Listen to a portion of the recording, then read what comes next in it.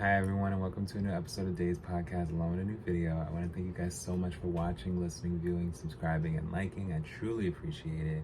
And we will definitely be making more free content along with exclusives for Patreon and Spotify, so be sure to check it out. Today we will be talking about Lil' Kim's The Naked Truth. We've already talked about La Bella Mafia, Notorious K.I.M., and Hardcore. So it's already been a journey here. And I gotta say, in the midst of when this album was coming out, there was a lot going on, musically, just all over, just everything, just so much going on. So we're gonna get into it. The Naked Truth is the fourth studio album by American rapper Lil' Kim, released on September 27, 2005.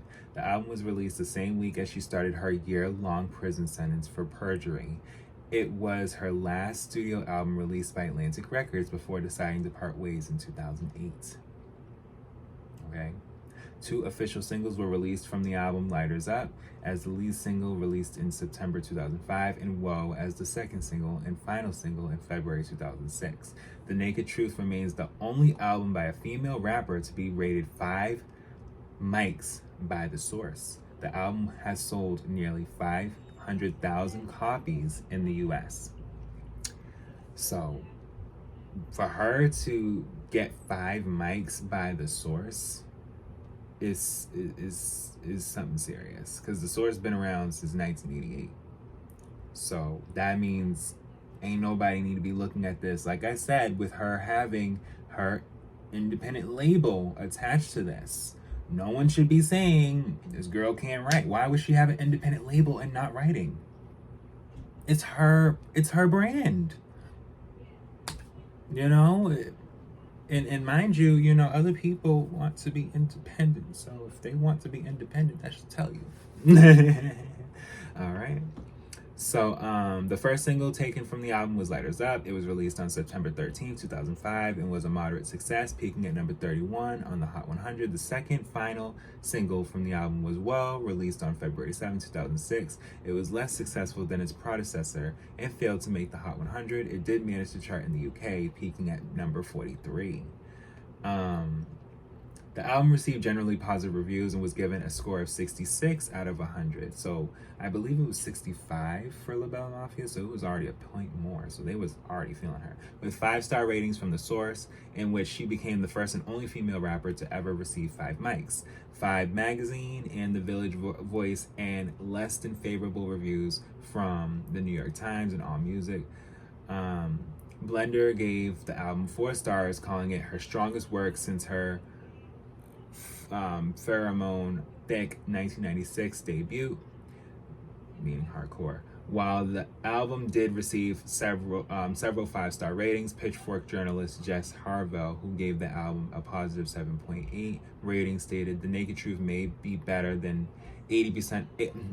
The Naked Truth may be better than 80% of the other rap albums to be released in 2005, but that doesn't make it another Ready to Die.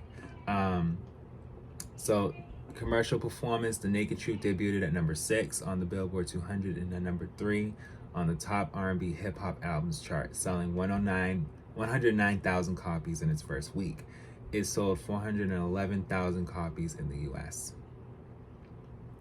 So yeah, in most publications, they felt like the album was doing really well, and that's great.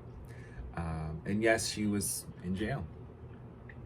When this album was released, she was in jail, and I gotta say, by the late summer of 2006 was when she was released, and rightfully so.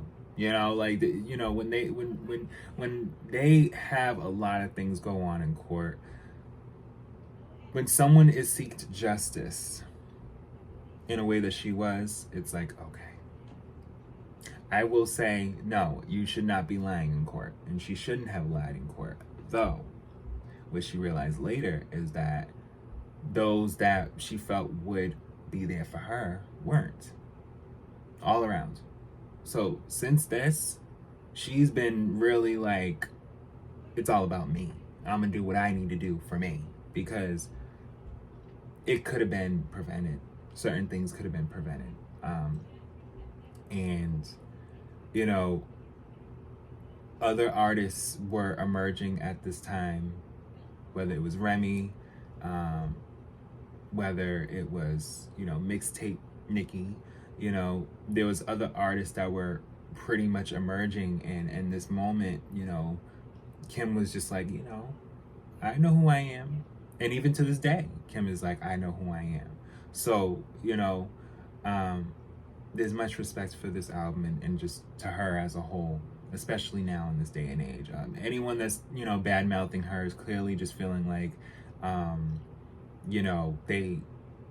they just want attention, or they feel like, oh, she looks like this and she sounds like this, or she can't do this, or she's not as good as this, and that. And to me, when you have that much energy to be that negative, it shows your character. It just shows how much you value things as a whole. It don't gotta be a specific artist or just a celebrity. If I feel that you could be like that to somebody that you don't even know, and you have this imaginary sense of why you feel like that, and you're in the public and you acting like everything's all good and peachy and you can be nice and friendly, I don't fuck with you. Period. I don't like you. Because you shouldn't be feeling like you have that much animosity or feeling that negative to somebody for just anything. Life's too short.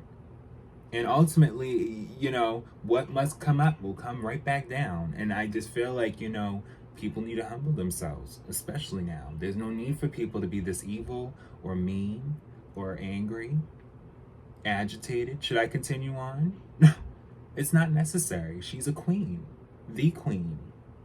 The first to ever really go off and really let people know in a feminine way, I'm here. She wasn't an R&B artist, she's a rap artist. Okay? Period. So let's go into the track list.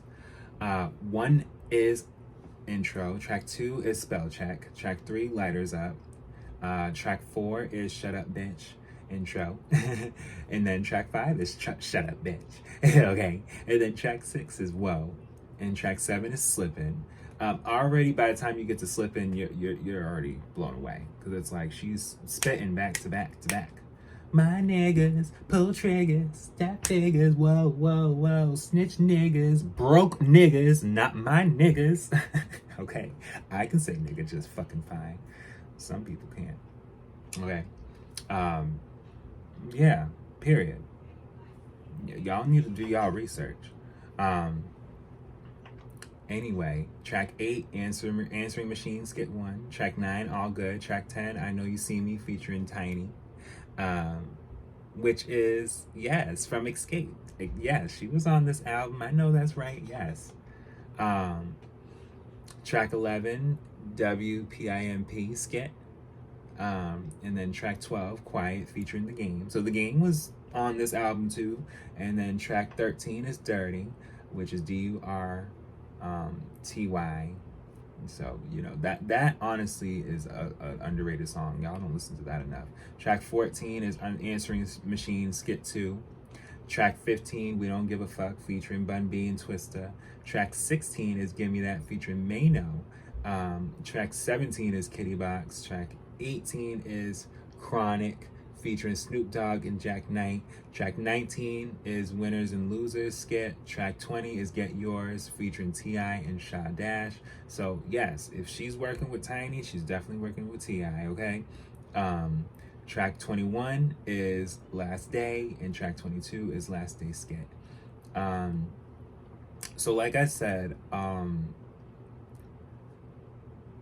it came to Billboard, the hot one, the Billboard 200, it reached number 6. Top R&B hip hop albums, number 3. Top rap albums, it reached number 2. So she definitely was not to be played with this album. Unfortunately, when this album was released, she could not promote it enough. She had a music video that was already prior to be released later for Whoa. But despite that, she had to do her time. And she did her time. And I'm happy that she's home. And after this album, yes, she came back years later after having her daughter, and she said, I'm here and I am releasing an album called 9. And 9 is when people was able to really understand, like, wait a minute, you're really independent. Like, yes, I'm independent now. And I don't know why people didn't notice that when she had her previous albums, but it's good for people to learn and know that being independent is very important. But yeah, guys, that's the end of our video. I truly appreciate you watching, and I will be back with more.